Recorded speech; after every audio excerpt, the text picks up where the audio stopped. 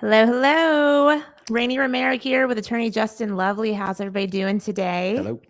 So we have this really great idea. I say we, but really it's Justin's great idea. But there are so many frequently asked questions that you guys constantly ask, and really everybody Googles and tries to find the answers to these. Yep. So we thought, what a great idea to come on here and kind of answer some of these top questions for you guys in an effort to help out. Right. And we're going to go as long as we can and try to answer as many questions. And if we don't get them done today, we'll do it tomorrow or the next day or next week.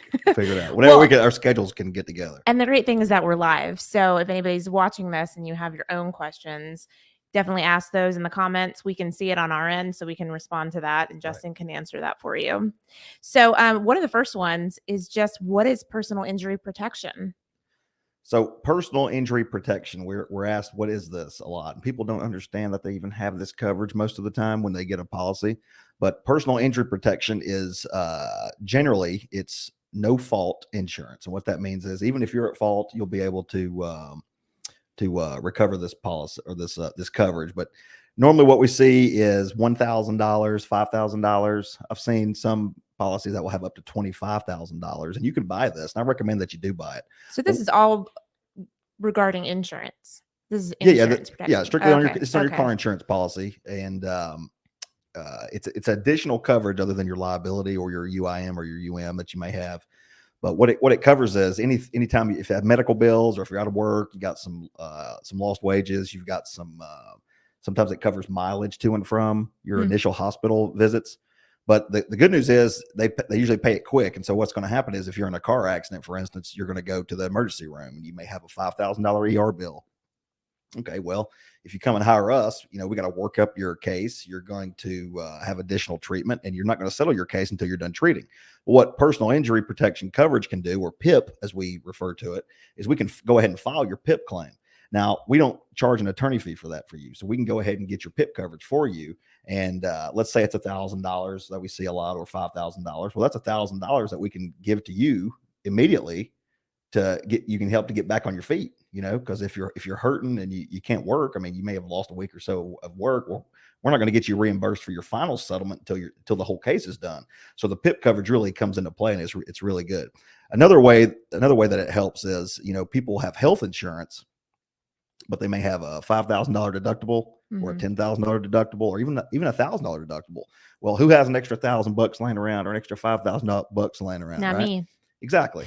So what the PIP does is PIP can go ahead and pay you that $5,000, so you've got that right there, and you can pay it to meet your deductible. And then the rest of the year and the rest of your treatment is going straight to your health insurance. Good to know. And we recommend that as well for our clients. And then one final tip, it's supposed to be a short FAQs, but I'm on a roll here, is I always recommend whatever your health insurance deductible is, that should be how much PIP coverage, personal injury protection coverage, you have on your car.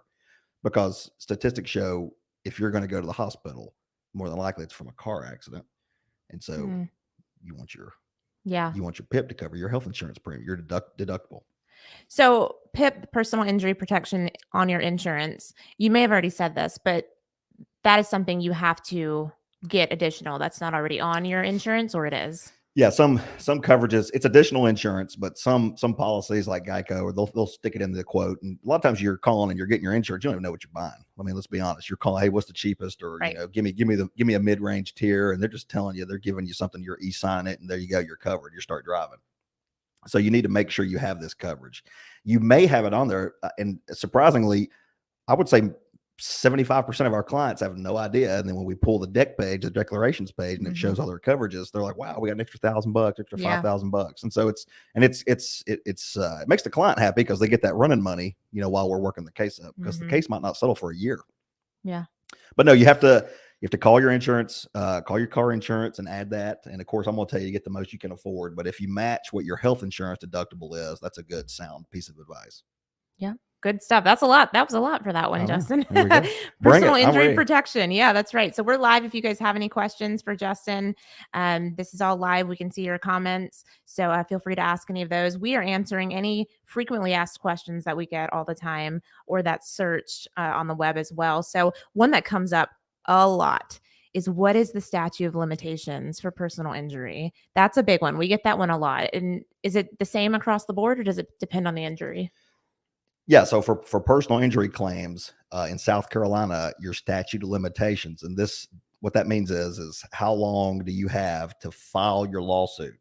If you wait past the statute of limitations to file your lawsuit, you're going to be barred. A defense attorney is going to bring up a motion to have your case dismissed because you waited too long to file your suit. So time is always of the essence. That's why you should hire a lawyer immediately after you're hurt. Okay. But generally speaking, in South Carolina, you're looking at 3 years. Okay. Now, when we get into some medical malpractice, or if we get into some governmental claims, that gets reduced to 2 years. And of course, when we do your intake, we'll go through your case facts and we'll let you know who the possible defendants could be, because that's who's going to, determine what the different statute of limitations would be. But generally, you're talking 3 years. Now, if you're a minor, minors have until they're 18 plus 1 year to bring a claim. In South Carolina. So that gets extended. But do not wait. If your child's like 5 years old, do not wait and they're in a car wreck. Don't wait, because you're never going to get all that evidence. While you can still bring the claim, it's going to be a lowball claim. You're never going to get anything. So, bring it as soon as possible. And then you also have something called a statute of repose. So if there's like a doctor involved, we've got some look back periods, but that's getting more complex. Just to keep in mind, you got up to 3 years to file your lawsuit. And also keep this in mind too, when you hire us, we're not going to file your lawsuit on day one. Generally, you got to we got to figure out what kind of case you have. What are your damages, right? And you got to go to the doctor. And if you have surgery, you got to go to rehab. You got to go to follow-up visits and see if there's any additional treatments you may need.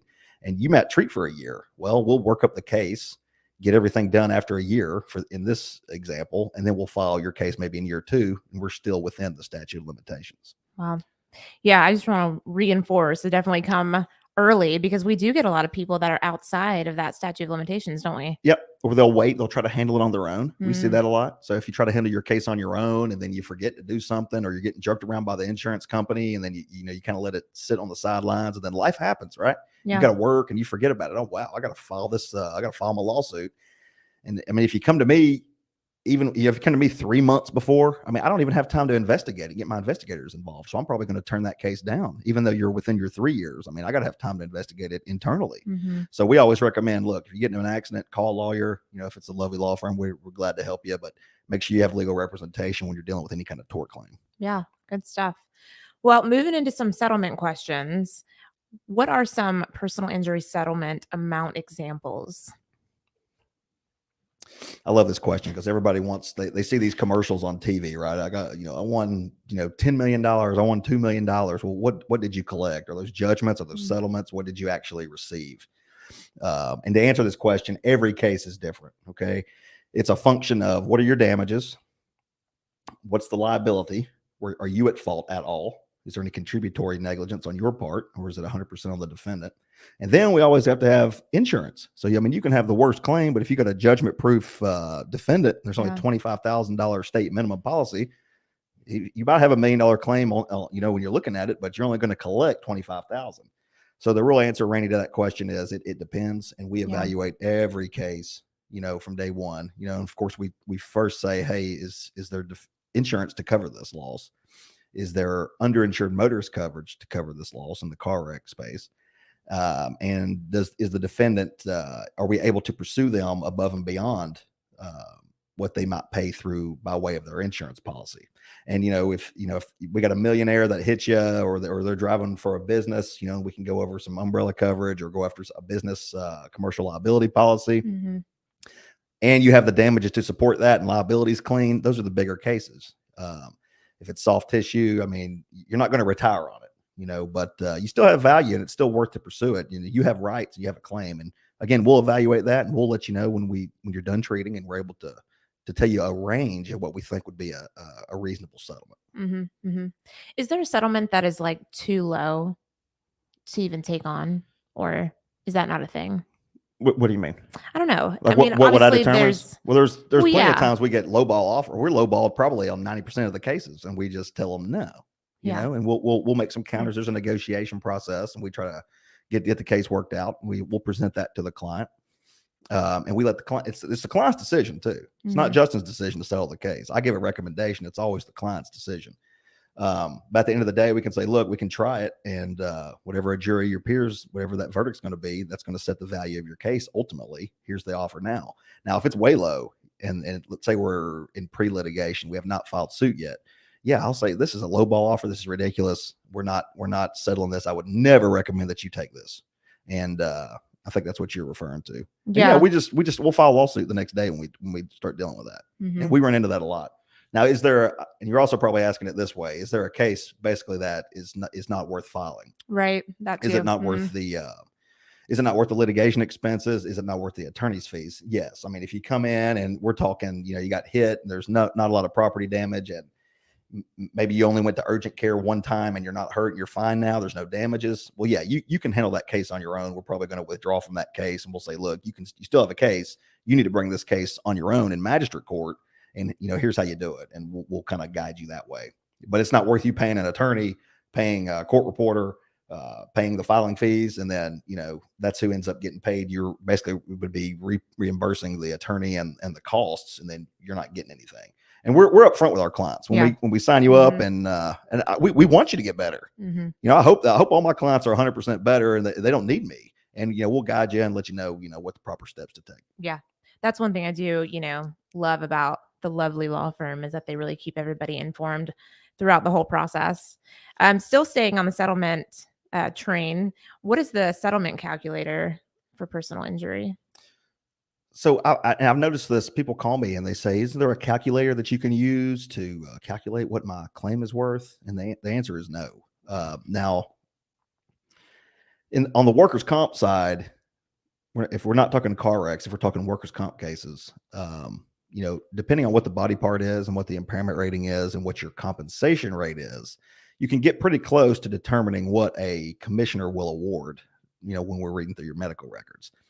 So we can kind of give you a range. Now, if we're talking just car wrecks, is there a magical calculator? No. And now I've seen these on the internet, right? And a lot of lead generators use these just to kind of like, farm your case out. But there's no magical settlement calculator to use. Again, it's a function of liability, your damages, and how much insurance is available. Now, internally, when we're going to evaluate the case, when you're done treating and we've got all that information, we subscribe to a database of settlements and verdicts. And so what we'll do is we'll say, okay, what's a shoulder surgery worth, on a 50-year-old male in Horry County or in Georgetown County. And we have a database, and we kind of know generally what those cases have settled for. So it's not traditionally a settlement calculator. However, it'll give us an idea of a range of what this case could be worth by way of settlement or verdict. Okay. That answer your question? Yeah. And I like that, there's obviously a difference with workers' compensation. I mean, we have a calculator that kind of helps people out on our website for workers' compensation, but it's a whole different ballgame for normal personal injury. Now, if you're just joining us, we are doing frequently asked questions from you guys and just frequently searched questions on the web. We have attorney Justin Lovely here that's kind of answering that stuff, and we are live. So if you have any questions that you would like to ask, feel free to put that in the comments. We can see it on our end. We'd be happy to answer that for you. Now, the next one, I'm not exactly sure what this means, but I have a feeling you do. Okay. So it says personal injury in insurance. Do you know what kind of a search that would mean? Yeah. So, okay. Well, probably what they're meaning is there insurance to cover a personal injury, or what injuries are covered by insurance? Okay. That would make sense. That's how I understand that. That's how I would explain it. Well, one, if it's a car accident or anything involved with an auto, we're going to try to look back to the car insurance policies. And first we're going to look at the at-fault driver. And then we're going to look at your own personal first party policies and see if there's any UIM coverage that might be available, or the personal injury protection coverage. Then we'll look, were they a rideshare driver? Is there an Uber, Lyft? Are they delivering for Amazon? I mean, DoorDash, Grubhub, all those kind of policies could come into play. Or is there a commercial policy that could cover the personal injury if they were driving for a business, or, it was a commercial vehicle, commercial truck, or a big rig. So that's how I would answer that there. Now, also in personal injury, you could be injured at someone's home. Okay. And then we're dealing with homeowners insurance. Okay. If you own a home and you have a mortgage, 99% of the time, the bank's going to make the homeowner have a homeowner's insurance policy, which has a liability coverage element to it. and also might have some med pay. And so we see those a lot with our dog bite cases, right? So Mhm. we're looking for a dog owner. Dog owner lives in a home. Homeowner's policy covers the dog bite generally. And then the next way would be a premises liability case, and that's if is there insurance on a business that would cover an injury. So that's if you slip and fall in a parking lot, slip and fall at a restaurant, hotel, you know, any place of business. Yeah. That's when insurance would kick in and cover a personal injury. Okay, that makes sense. You know, when I started not knowing anything about this stuff, I was really surprised the way it worked with insurance playing such a huge factor into it, because I assumed if you were hurt, someone was in the wrong, they were getting in trouble no matter what, when really there's a lot of factors like the insurance um, that Do play you think into you're a that. pro now? No. You're still learning? I'm still learning. I feel like I'll Well, I'm trying to forever teach still be you. learning, Yeah. but Well, I'm still learning too. I know a lot more than I did. That's No, for sure. well, that's a good point, because I mean the laws change and things change, factors change. Insurance is always changing and evolving, and I mean we're learning too constantly. We're going to CLEs, we're going to conferences, and you know, we get together with other lawyers in other markets, and we say, hey, what's working, what's not working, how can we keep you know, helping injured people, you know, Mhm. fight these insurance companies who are there just to deny, delay, and devalue the case, right? Yep, How do we yep, do this? And yep. that's part of the things that we do here. Yep. And we are answering frequently asked questions. Justin, you have the sun in your eyes. Do you feel it? Yeah, I feel it. It's That's why I'm changing drinking. I'm as the getting plugged. sun's changing. The sunlight is coming onto you. That's You fine. see it? Yeah, It'll go away in a second unless you want to mess with it. it's all right. All right. So we're answering frequently asked questions. These are coming from you, questions that we get all the time and questions that are being searched over the web. If you have any questions, feel free to let us know because we are live. So I love this next question. Okay. It's something that you are a personal injury lawyer, so like you're in this world day in and day out, but a lot of people don't know what a personal injury lawyer is. They think a lawyer is a lawyer, you know, like a lawyer handles everything, you know. So explain to folks kind of what a personal injury lawyer is specifically. Right. So just like you go to the doctor, this is the way I always explain this question. People ask me, what do you do? Don't you do wills? Don't you do trusts and estates? Do you do divorces? No. Mhm. Just like when you go to the doctor, you know, if you have a heart attack, you don't go to a foot doctor, right? Right. You go to a podiatrist, right? If you need your knee worked on, you don't go to your family doctor or your pediatrician. You go to an orthopedic, Mhm. right? So just like doctors kind of get in their own lane and kind of have a certain area of practice, lawyers do the same thing. Now, you do have general practice lawyers that try to do everything, right? But we made a decision a long time ago. We're not going to try to do everything. We're going to do a couple practice areas and do those very, very well. See, I didn't even know that there were ones that did everything. Oh, yeah. And you'll see that. I mean, you know, a lot of solo practitioners when they're first starting out. I mean, and they're great lawyers, but I mean, they want to do low volume and just kind of do everything. And Yeah. a lot of small town lawyers do that. Mhm. But we chose the path. We said, look, we're going to pick a few practice areas and do those very well. And that's personal injury. That's, you know, with all our auto practices or car wreck practice and workers' comp, civil rights, and the criminal defense cases that Amy does. But a personal injury lawyer essentially handles just what it says, any kind of injury to the person. Now, whether that's, you know, the car wreck example, if you're hurt in a car wreck, if you're hurt by an assault, we got to sue a person. If you're bitten by a dog, for instance, if you slip and fall on a business's personal property, or excuse me, a business's property, like a restaurant or a grocery store, for example, or hotels, we have a lot of those around here. That's when you hire a lawyer who is versed in pursuing a recovery to the person, so for bodily injury, and that's what a personal injury is. Yeah. Personal injury lawyer is. Do you mind if I ask why you chose to choose that route? Yeah, I've told this story before. I thought you know this. Maybe you do know. That's why you asked me. I don't know. But when I was in when I first went to law school, I wanted to be a business lawyer. I thought I was going to move to New York because I'm a finance major in my undergrad. I did know that. And I had a lot of different businesses in college, and I was like, I'm gonna go be a big business lawyer, you know, be a big corporate guy. Well, I get into law school and I decide, you know, maybe I want to be a family court lawyer. I like helping divorces and doing that kind of stuff, and that kind of intrigued me at the time. When I got into practice, I realized really quickly that not only do they end up hating their spouses, but they end up hating their lawyer, even if you get them what they asked for. And you're dealing with kids and divorce. I did not want to do that. So we were doing criminal defense, and Amy had joined me at the time. I was by myself for a few months, and Lovely Law Firm was growing, and we had a motorcycle case. Well, this motorcycle rider came in. He retained us, and we started working up his case. It was my very first personal injury case, and got the policy limits back. And when the case was over, and I'm handing him, he's getting all his medical bills paid. You know, he's not having to deal with getting his bike fixed. He's not having to deal with his any of the insurance harassing him or any of the phone calls or anything. I took all that off his shoulders. And then at the end, I gave him a check, and the smile on his face, I was like, man, this is the law where it's at. And so from there on out, I just dove in and became a student of personal injury from there. And we just grew the Lovely Law Firm from that, staying in our lane doing personal injury cases. Love that. So then had you switched from family to personal injury, or were you kind of taking whatever at that point? When I took personal injury cases, when you took that first one? Oh no, I was still doing everything. Doing everything. Yeah. But then I realized this is where it's at. This is what I like doing. This is the passion. This is where clients love us. And we just started refocused and repivoted the whole Lovely Law Firm from there. Yeah. I like that, going down memory lane a little bit. So we are, I say we are answering, but really Justin is answering all of your frequently asked questions pertaining to law that we kind of get here at the office and that people search on the web. The next one is, I would never think of this one, but it's a good question.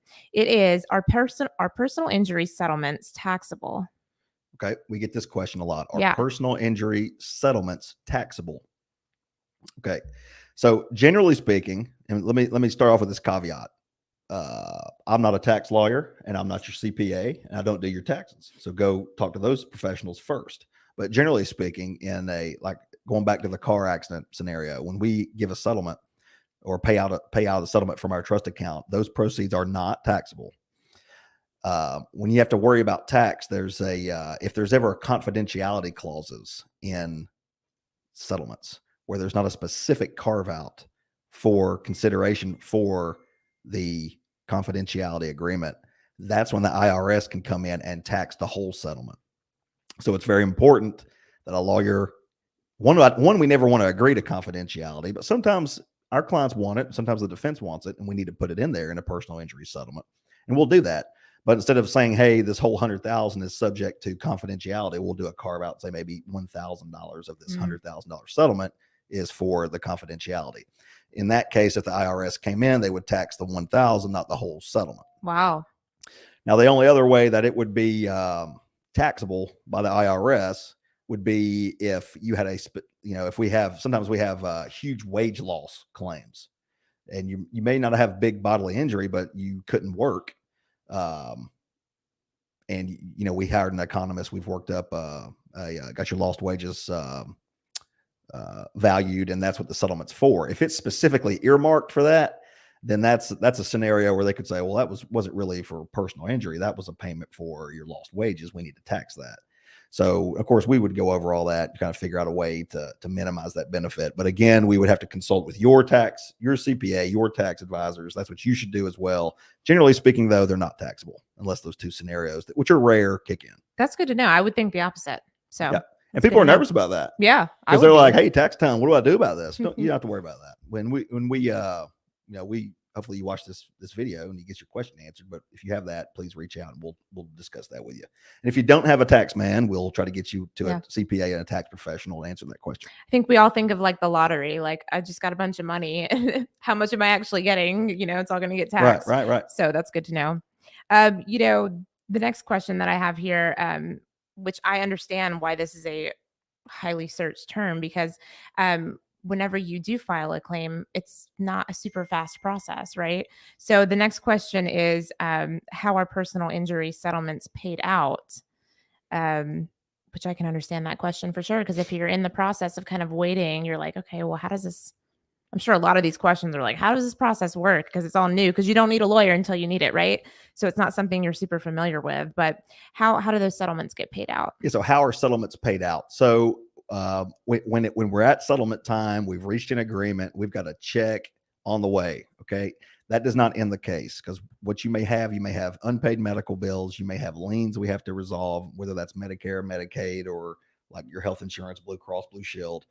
You may have a government benefit liens like VA benefits or TRICARE liens. So the first step is we've got to say, hey, what are these liens? Are they known and valid? Are they applicable? And do they attach these settlement proceeds? If not, we want to get them waived or reduced. And we do that for you as part of our representation. So once we know what your balances are, what has to be repaid back to the doctors, what has to be repaid back as far as liens, it's very simple. You have your gross settlement. You're going to have your attorney's fees. You're going to have your costs that are advanced from the law firm.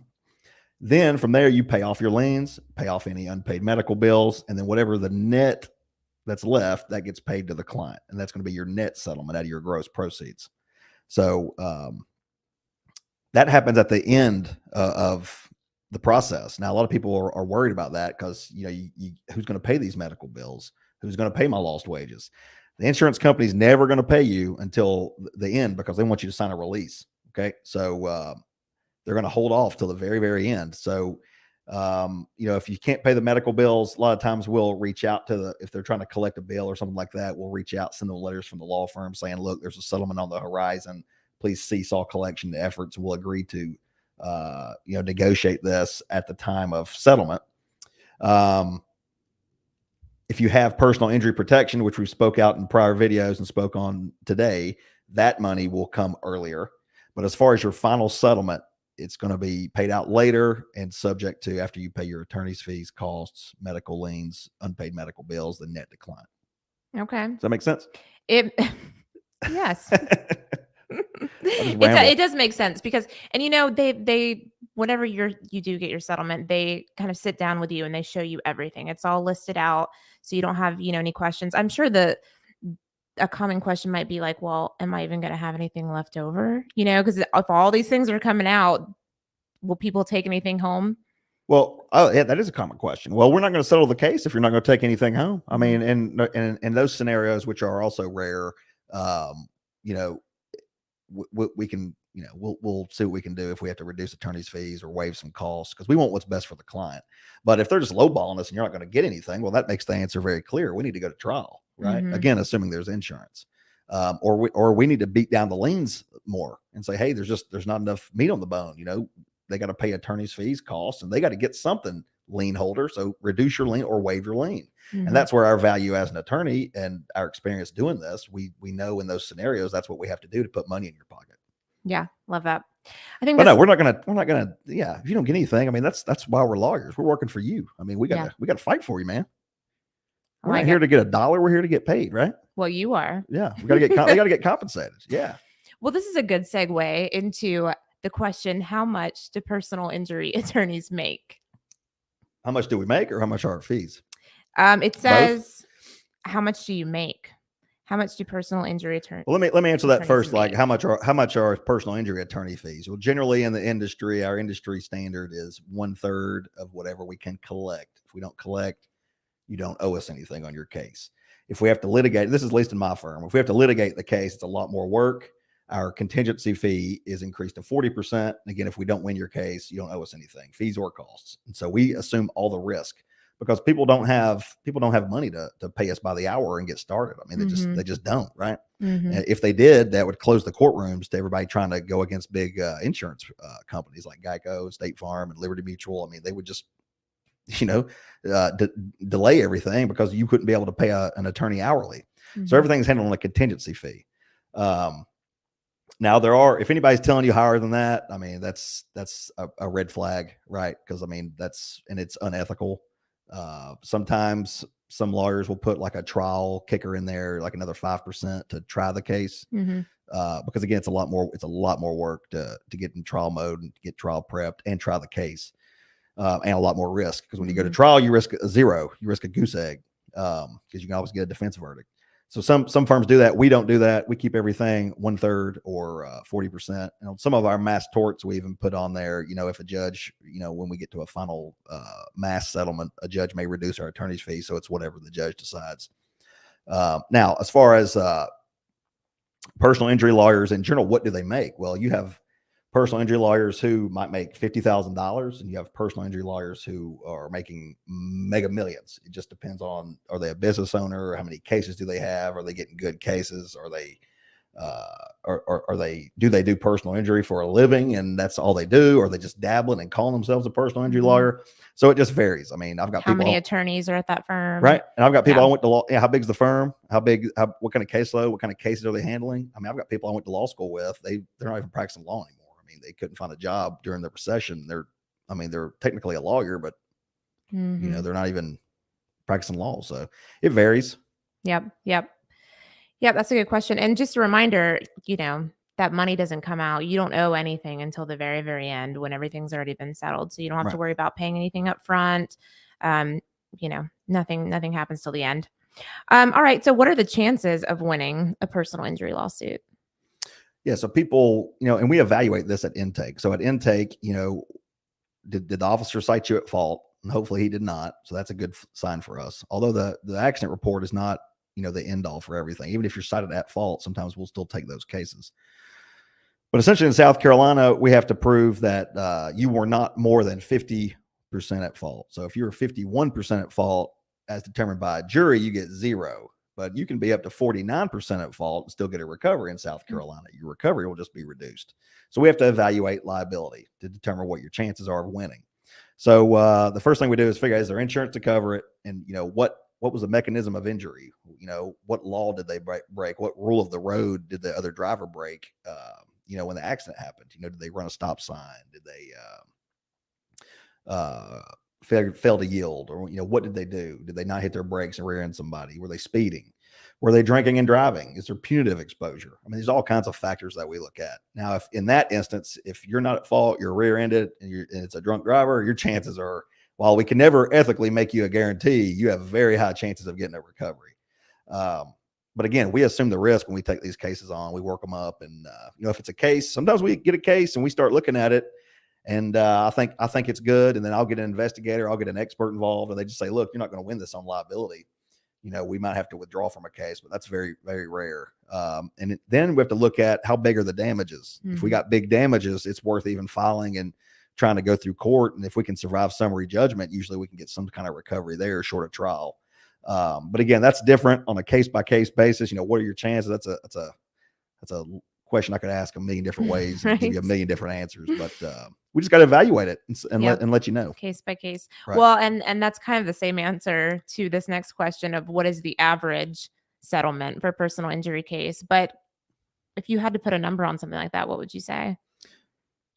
I would say you can't put a number. You really can't. You can't put your average case. I mean, sometimes people call me and you think it's $1 million case, and then we start looking at it and it's, it's soft tissue. I mean, it sounds bad, but if you heal up, I mean, I hate to say this, but if you heal up and you went to the ER, you might think you're going to be bad. But if you're perfectly fine health-wise and there's no damages, I mean, there's no damages. Would you give an average to like a soft tissue and then an average to like Well, I wouldn't. Super injured. No, I've had super injured. Well, here's the next thing. You can be super injured, but if there's only $25,000 of insurance because you got hit by somebody with state minimum coverage, you have no UIM. That's all you're going to get. And then sometimes we've hit some home runs with some soft tissue cases. We think it's a $10,000 case and we get $50,000 for it. I mean, you never know. Every case is different. Everything has to be evaluated on its own. I can tell you, we do everything that we possibly can to maximize the value of our cases. And what can drive value? Well, that's, making sure you go to the doctor, no gaps in treatment. You're telling your doctor everything that's wrong with you, so he puts that in the medical record. You're going to the specialist. So if you go to like your regular family doctor and he says, go to an orthopedic or go get some physical therapy, you go to those visits. If the ortho then says you need injections or you need an MRI, you get that MRI, you get those injections. And then if they ultimately say you need surgery, well, you need to go and have the surgery. And those would be bigger cases. Now, if you don't want to have surgery, you got to let us know and we can work up a life care plan to put a value on what that surgery would cost.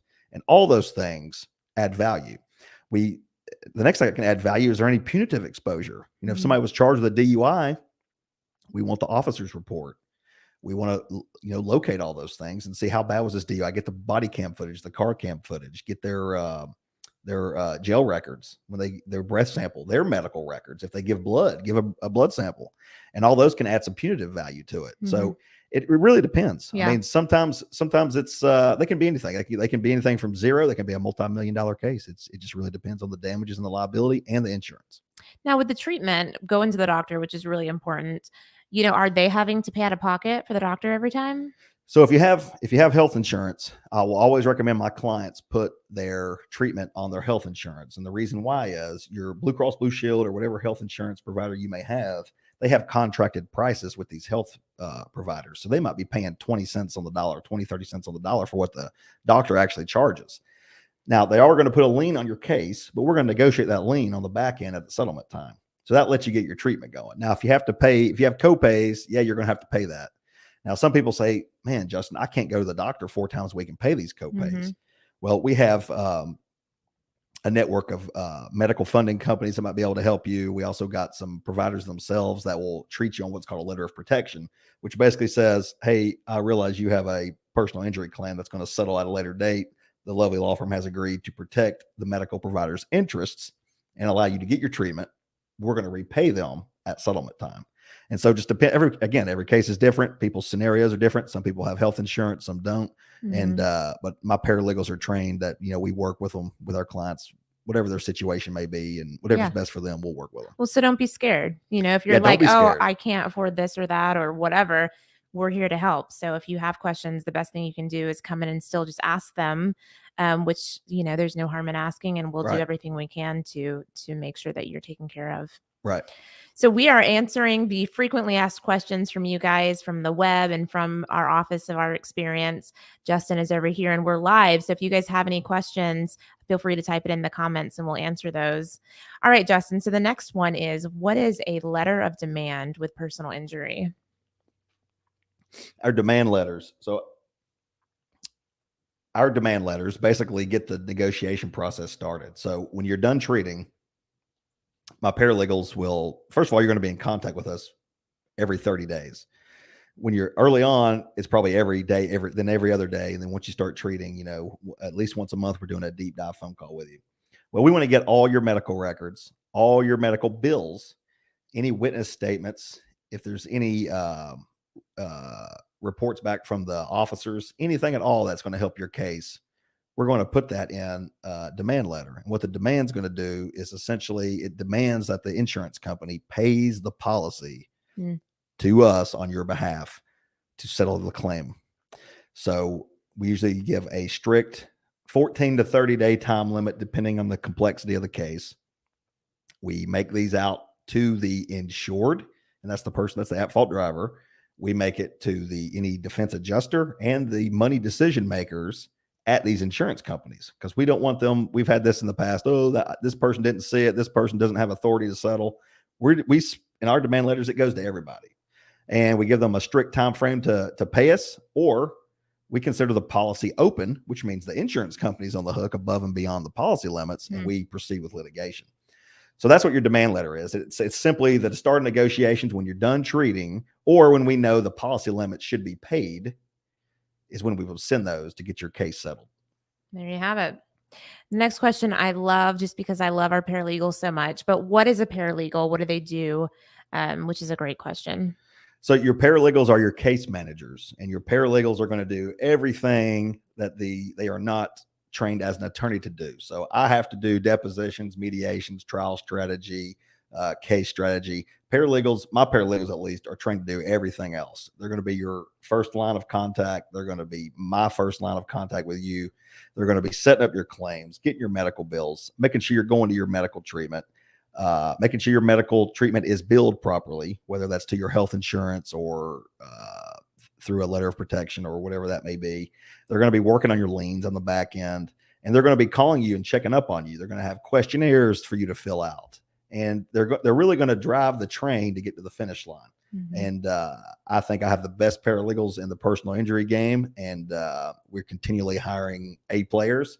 We're continually training my girls. And it's really a great overall experience, a great culture here at the Lovely Law Firm. They all work well together, and our clients love it. I think that's shown with our 5 stars on Google, every Google listing that we have. Yeah. But a lot of times people don't realize that the paralegal, they think they're just kind of like a paperwork, like admin type of person. No. They know so much. So you don't ever need to worry when you're asking a paralegal certain questions, because they know a lot. Yep. So don't feel like, you always have to speak to the attorney. The paralegal knows a ton of stuff, and they're the ones working up your case for the majority of your paperwork and all that good stuff. So Yep. they're awesome. A paralegal is just not going to give you legal advice. If you're going to need legal advice, when we Right. start delving into those kind of questions, that's where we're going to schedule a phone call with me or one of my associate attorneys.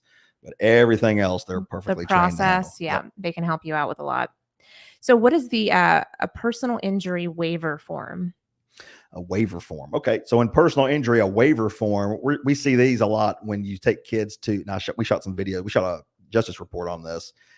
If you take your kids to like an amusement park or to a trampoline park, generally they're going to make you sign a waiver. You know, if you go and skydive, you know, you're going to sign a waiver, right? And what they're trying to do is get you to waive any negligence that the business may do to you if you get hurt.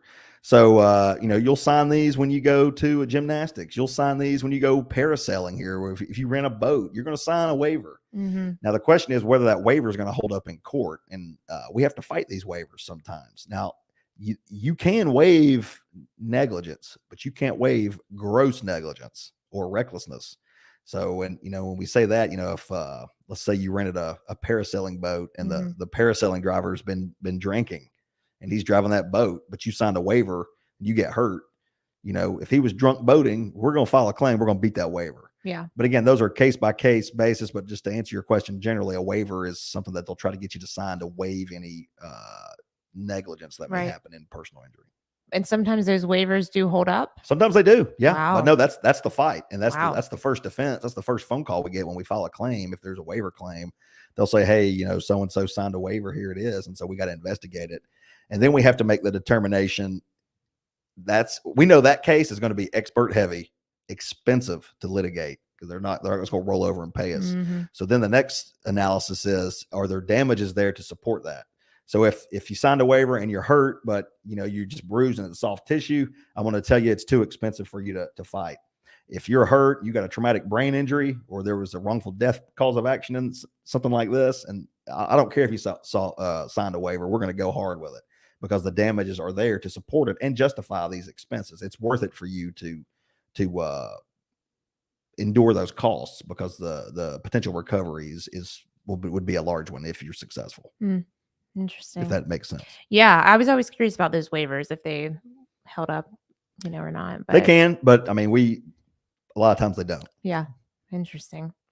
All right. So, what about for minors? How do settlements work for minors? Okay, so minors are under.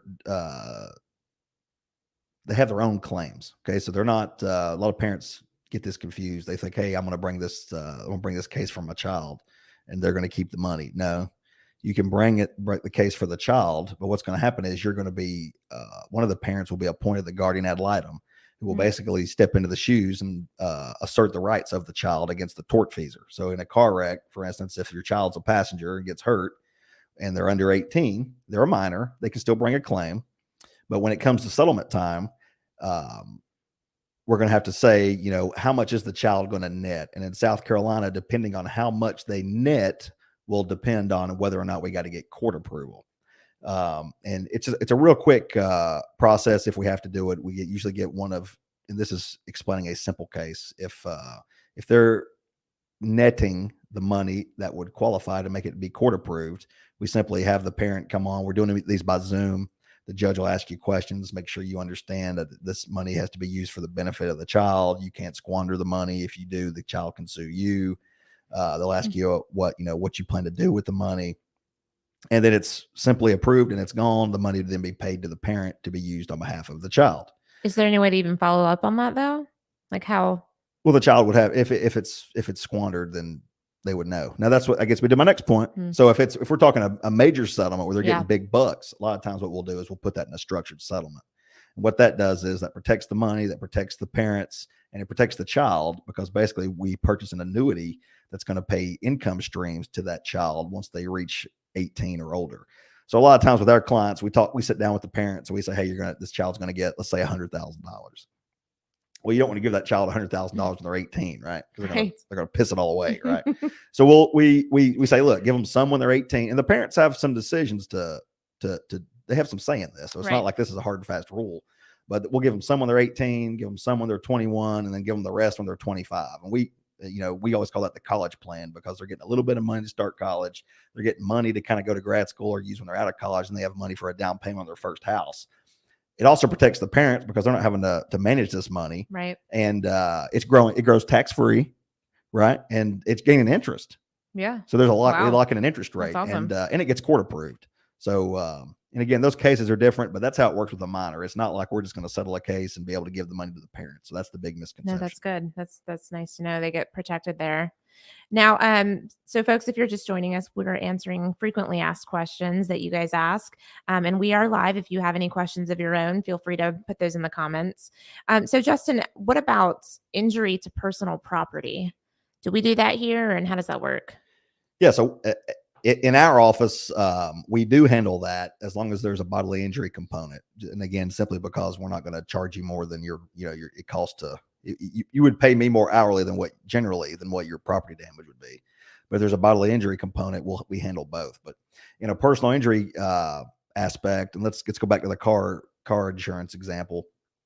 There's mandatory property damage coverage. So you would basically file just like you get your car fixed. If you have personal property damage, like an iPad, we've had those. Your iPad, your sunglasses fall off. Something that was in the car. Yeah. You show your proof that where you bought it, and we submit it, or car seats too with children. That's another big one. We submit that, and they, up to their policy limit, they have to pay for that property. So generally we'll find a comparable price on like Amazon, or if you bought something local and if you bought it recently, you have a receipt, and we submit that to the insurance companies, the adjuster, and they'll pay you. That's cool. Yeah. Do you deal with a lot of personal injury, like at home type of stuff, where like the personal property is like the home?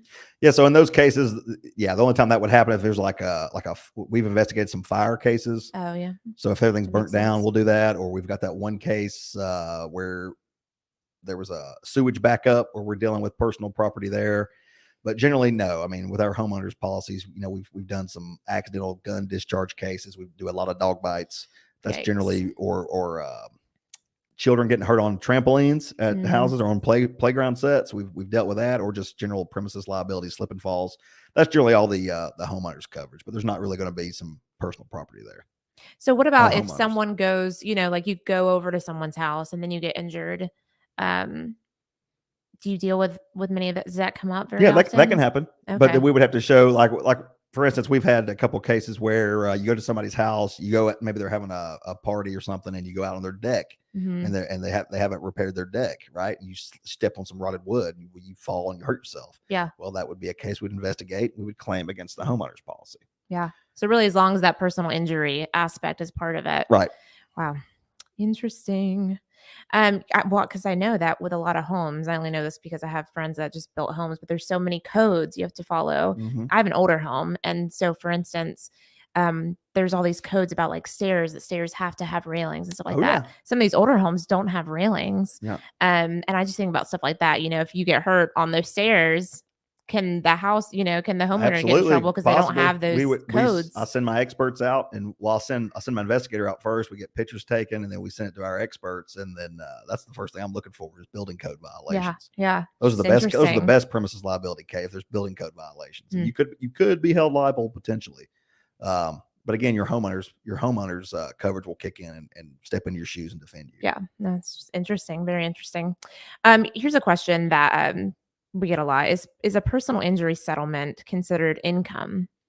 Yeah, again, so this kind of goes back to our taxable, right? Our tax question. So again, everybody's financial situation is different, and whether or not you get a settlement, are you going to call it income? Now, technically speaking, it's your money, so it is income. But is it taxable income? The question is, unless it's subject to strict confidentiality that's not carved out, or if it's subject, or if it was made just for wage loss, that's when it would be taxable income. But again, talk to your CPAs. It is money you put in the bank, and generally it's non-taxable. So if it's not taxable, but it is income, and I know again you want to talk to your accountant would you still put that down as like, I made this much this year?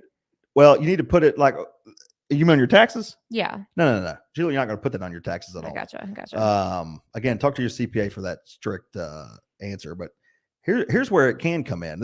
I'm glad you asked me this. So it is income for child support liens.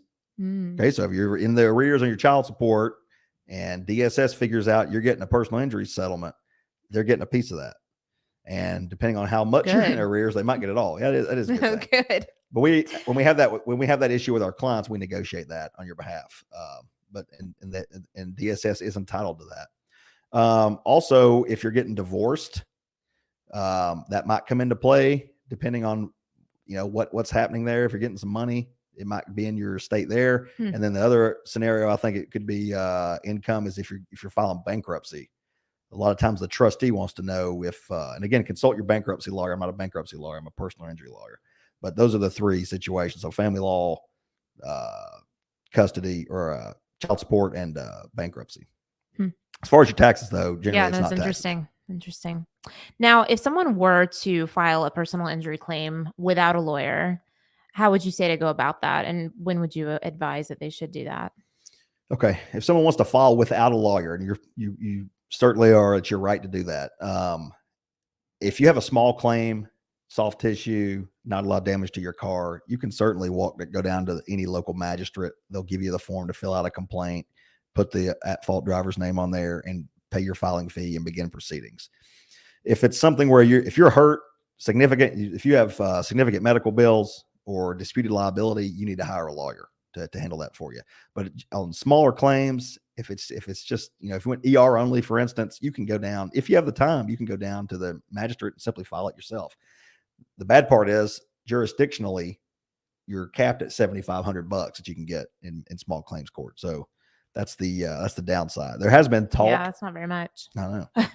And there has been talk to raise that limit in South Carolina, but it keeps getting voted down. There was a bill to raise it to $25,000. Then there was another bill to raise it to $35,000. And I think that would solve a lot of problems in our court system because we could do a lot of things in magistrate level and move these cases quicker, and people could do things on their own. But that just hasn't. At this time, it's still $7,500. So if it's very small, that's when I would say do it. But if there's any kind of significant medical diagnoses at all, you need a lawyer. Okay. Makes sense. Folks, we are answering frequently asked questions that you guys have with our own experience here at the office, and also that people have searched on the web. Justin is live and willing to answer any questions that you may have. So just type those in the comments if you have any. But moving on, medical liens in personal injury cases. I know we kind of chatted about this a little bit, but what are these medical liens? And you put some sort of special needs on here. What does that mean? Yeah. So I think I'm talking about that in the Medicaid sense. So if you're a Medicaid beneficiary, okay, and you obviously want to keep your Medicaid. Well, if you qualify for Medicaid based off your income, this kind of answers that other question too. I could have added, but if you're there needs based, we might need to put your settlement funds into a special needs trust, wherein that money would be managed and used for necessities in your life. And Medicaid puts out a list of what you can spend that money on. By doing that, you keep your Medicaid, right? Because if you make too much money, if you're needs based, you'll lose your Medicaid insurance. And that could be, if you need it and you got some health problems, it's better for you. You don't want a lump sum of money. Right. It's better for you to. Now, and this is a hard sell to clients too. They don't understand that. But again, we'll let them make the decision. But it might be better for you to put that in a special needs trust so they could lose their Medicaid. Absolutely. With the settlement check. Yeah. Oh, yeah. Wow. If it's neat. Yeah. So, and we negotiate all that. Now, also with a lien, if you have, let's say it's just a straight Medicaid lien, you qualify, maybe you're a single mom, you qualify for Medicaid that way. They still have a right to recover their money. They'll put a lien on the settlement, but we negotiate the Medicaid lien down, through the state, and we do that for you. So basically, your settlement would be attorney's fees, costs, Medicaid lien, which we've negotiated down, and the net to client. Very interesting. I did not know that. But you can't just say, "Oh, I don't want to pay my Medicaid lien." No, you can't do that either, because then you'll lose your Medicaid. Because Medicaid knows when they know that they've paid all this up front, and they expect to be reimbursed because they've paid. They know a settlement's coming. They also know it happened as a result of a car accident. Wow, good questions. So, what would you say about injuries that are done to the muscles, ligaments, or tendons? someone has an injury to those areas? Muscles and ligaments, you need to get into an orthopedic doctor or some kind of specialist immediately. And we'll see this. People go, maybe they go to doctor's care, urgent care, and they're telling them to go to physical therapy, or they're giving them so hey, here's some 800 milligram ibuprofen, and it's like they're never getting better. Well, if they keep telling my paralegals that, I'm going to say this client's needs to get into an orthopedic doctor, and for some reason these doctors want to wait. They want to treat you so conservatively, right? They don't want to. It's very hard. And if they would just treat you from day one, a lot of these would be solved. But we got to get you into a specialist is the answer to that question, because they're the ones who can, say, hey, did you tear your Achilles? Is it a partial tear? Do you need surgery? Did you tear something in your knee?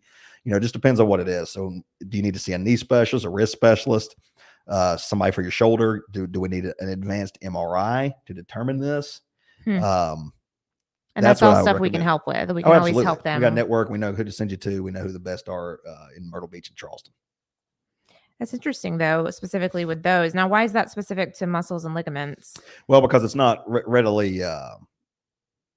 People say I'm sore, and you're going to go to the doctor. They're going to say, "Oh, it's just whiplash. You're just inflamed. You'll get better." Well, that's true in the first week or two. If it's a true whiplash, soft tissue, you're going to be hurting. You're going to feel like you got hit by a brick wall, but you're going to get better. Now, if you don't get better, there's something else wrong with you. Okay. And the quicker we can diagnosis, or get the diagnosis from a doctor, the quicker you're going to get the appropriate treatment, the quicker you're going to get healed, the quicker you're going to settle your case. Okay. And, or it's just going to linger. And then we're going to get diagnosed maybe 6 months down the road.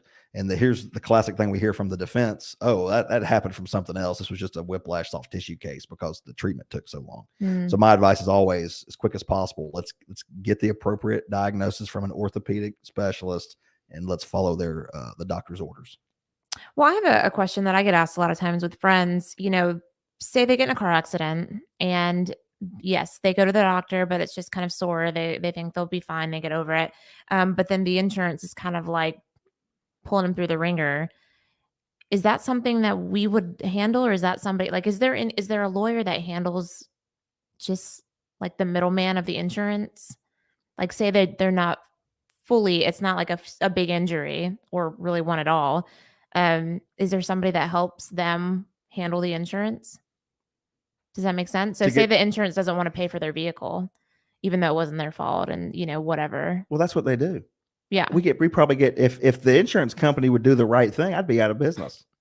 I mean, seriously. Yeah. That's what they do. They're in there to deny, delay, and devalue, because people will just give up. People don't understand they can hire a lawyer, or they think they have to pay up front for a lawyer. But they wouldn't hire us unless they were injured, right? Or would they hire us still to kind of help handle the insurance? Yeah, they can handle us. Yeah. And we'll get, usually what happens is we get it all sorted out, right? And even if it's something that, let's say we get it sorted out and they're not really hurt, we withdraw from it. Well, at least it's sorted out. They can still settle the case on their own if it's a small case. Yeah. The bigger issue, I think this might be what you're saying, is maybe their health insurance isn't picking up, or they're not paying the medical bill. Is that what you're saying? Well, I mean, that could be a good side point, but this is an actual thing that happened. Friend got in a car accident. I said, "Hey, go to the doctor." Okay. And this happens a lot. They say, "I'm fine," right? So everybody thinks they're fine right away because it's just like all the shock. Yeah. They say, "I'm fine. I'm fine." I'm like, "Okay, well, I just trying to help, I don't want the insurance to kind of pull you guys through the ringer." Right. So they go on about their life, but then later on they come back and they say, yeah, so I still don't think I'm injured, but the insurance is like not paying for anything. Like they're pulling me through the ringer because they won't pay for the car. They won't give me this. They won't do me that. Can I still come and talk to you? Oh yeah, absolutely. Yeah. Yeah. So the property is going to get adjusted first. So they're going to jerk you around on your property and your medical. Okay. The property, we will get that adjusted first, get it fixed, get it totaled, get the total loss paperwork, get you in a rental, whatever that looks like. It's different for every case, but they're going to jerk you around there first. Okay. The next thing is the medical, and people think, are they going to pay this medical? Remember, they're not going to pay anything until you settle the case. So if you start getting medical bills, they're going to start piling up, especially if you try to handle this on your own. Yeah, your medical bills are going to start piling up. The doctor wants to get paid, right? So if you don't have health insurance, I can put you in a big bind, and you get worried about this stuff. And all they're going to do is that they might pretend to be nice. They're going to stop answering your phone calls, and then you're stuck. Then they might call you back and offer you some pittance of a settlement, And at that point in time, you're so beat down that a lot of people will just sign away and settle it. But no, that's what we do. We would take over the file, work it up properly, make sure everything's getting billed like it's supposed to, take that stress off your shoulders. Mhm. And then at the end, when you're ripe for settlement, we'll negotiate you a fair and reasonable settlement. Yeah. So there you have it. There you go. All right. Last question for today. Justin's been going for an hour now with these I love it. frequently asked questions. I feel like he could go all day. But We should do the 12 days of Christmas and just go the 12 days of 12 days of questions. Yep. So typical attorney's fee. I know we kind of chatted about this, but what would be a typical attorney fee for personal injury? Yeah, again, typically in the industry, you're looking at 1/3 of whatever we recover if we can handle it without litigation. If we have to litigate the file, it's a lot more work. It's 40% of whatever we collect for you. And then any costs that we advance. So that'd be, if we had to get an accident report from the DMV for $6, your medical records are usually a couple $100. We front those costs. We're also paid back those costs. So it's attorney's fees of 1/3 to 40% plus costs. There you have it. All right, you guys, well, let us know your questions. We are going to do this again. So if you have questions that you think of between now and next time, let us know and we'll definitely answer those for you. But this was a good starter. And I just want to say, everybody, go see our angel tree video that we just shot. We helped 20 kids. I had the whole staff. Rainey did a great job doing that. We helped 20 kids have an awesome Christmas. Yeah, we're really an awesome excited. video out. We wanted everybody to see that before the holidays. What else? Go see our Thanksgiving video too if you hadn't seen that yet. But also like and subscribe to this so you keep seeing these live videos. stream sessions. Yep. There you go. Yep. There you have it. Of course, you can always find us online at justiceslovely.com. We're everywhere that you consume your media: Twitter, Instagram, Facebook, YouTube. We're all over the place, and we would love to hear from you guys. Thank you so much for watching us today. We'll see you next time. Take it easy.